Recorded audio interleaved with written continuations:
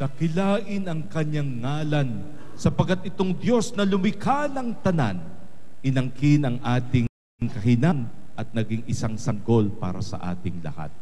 As we celebrate today the feast of the Santo Niño, it is with great joy that we know we have a God so close to us. With grateful hearts, then, we begin in the name of the Father, and of the Son, and of the Holy Spirit. Amen. Blessed be God, our Father, the Father of our Lord Jesus Christ, who has bestowed on us in Christ every spiritual blessing in the heavens. May His peace and love be always with you. And also with you. Dahil kay Kristo Jesus, nabigyan tayo ng karapatang tawagin ang Diyos bilang ating ding Ama. Tunay na sa harapan niya tayo kanyang mga anak. Tayo ba'y nabuhay bilang mga tapat na anak sa Ama? We examine ourselves and ask His forgiveness. Lord Jesus, you are mighty God and Prince of Peace. Lord, have mercy. Lord, have mercy. Christ Jesus, you are Son of God and Son of Mary. Christ, have mercy. Christ, have mercy. Lord Jesus, you are Word made flesh and splendor of the Father. Lord, have mercy.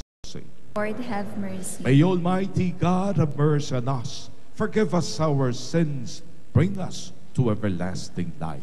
Amen. We join our hearts. We join the whole church in proclaiming, walhati sa Diyos sa kahitaasan.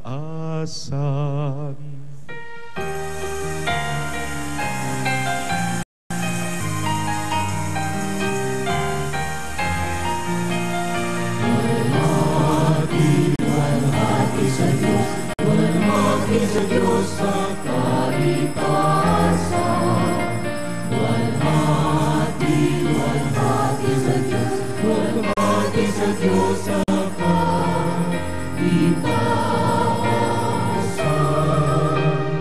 At sa lupa'y kapayapaan sa mga taong may mabuting kalooban.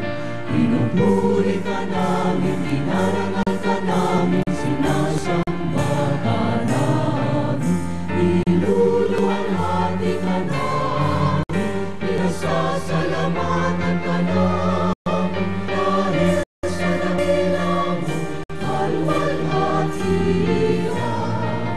Panginoong Diyos, Hari ng langit, Diyos lamang makapangyarihan sa lahat. Panginoong Jesucristo, bugtong na anak. Panginoong Diyos, Kordero ng Diyos, anak ng Ama. Walhati sa Diyos, walhati sa Diyos sa kahitaasan. Walhati sa Diyos, walhati sa Diyos sa kahitaasan.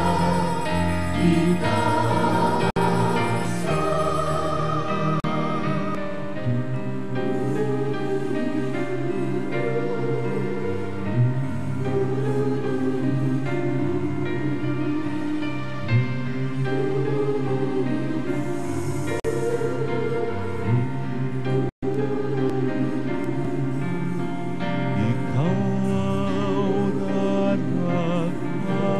nag-aalis ng mga kasalanan ng sanlibutan.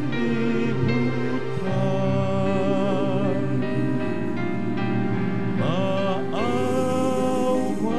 ka sa amin. Maawa ka sa amin.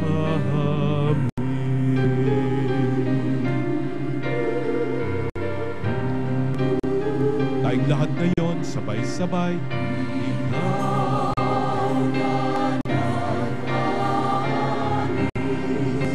ng mga kasalanan ng sanlibutan.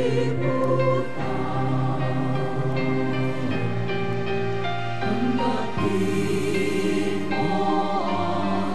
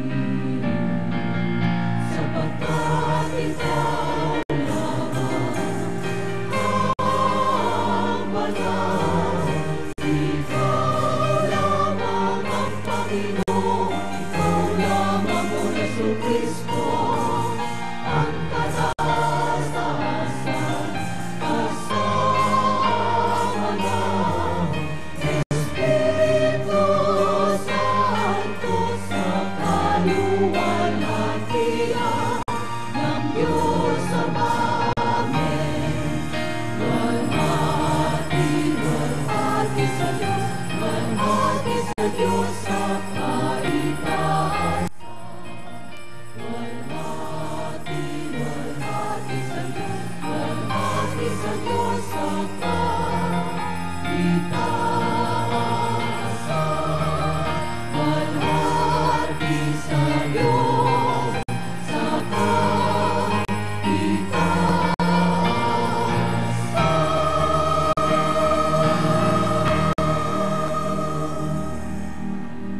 At tayo po'y manalangin. Almighty Father, your only Son, begotten from all ages, humbled himself as a child in Nazareth and became subject to Mary and Joseph.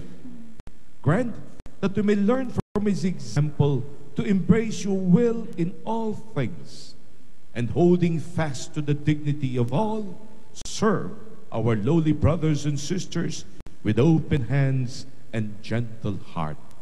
We ask this to our Lord Jesus Christ, your Son, who lives and reigns with you and the Holy Spirit, one God, forever and ever. Amen. Please be seated for the liturgy of the word. Isaiah prophesies that through the child who is called Prince of Peace, God will grant peace and rejoicing to his people. The first reading.